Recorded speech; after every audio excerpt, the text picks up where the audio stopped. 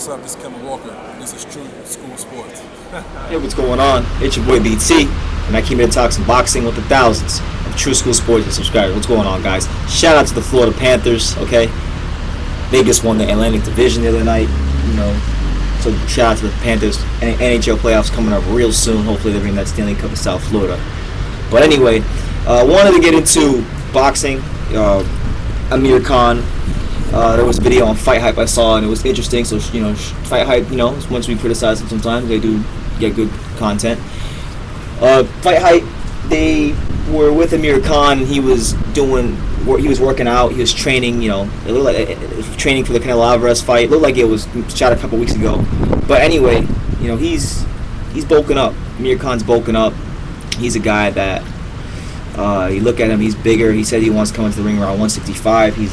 He's getting bigger, and a lot of people are concerned about Khan's speed, what him putting on more weight will do to his speed as it should be. But I think if you look at that video, which I'm gonna put in the description down below, he basically he does look like he's very jacked, as far as he's very bulked up.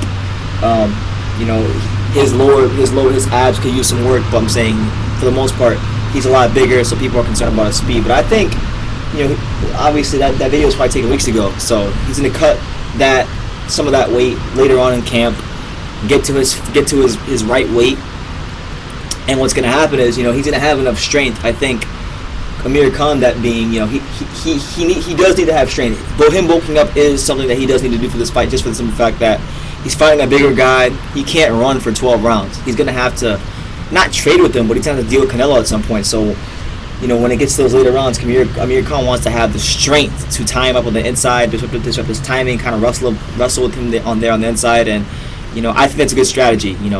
Obviously you want to outbox him, use those fast combinations, slip punches, get out the way. But when you get into those later rounds and, Amir, he tries to cut that distance, and he works on the inside, you're going to need some strength to get out of that. And I think that's what the purpose of him, bulking up is, or at least that's what it should be, if it isn't. So I'll show you. I'll leave you guys the description in the link below. I'll leave the link in the description below.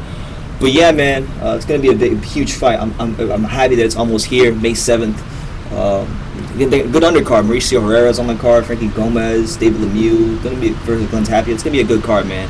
And I think Khan's got everything it takes to really give Canelo a run for his money. So we'll see, man.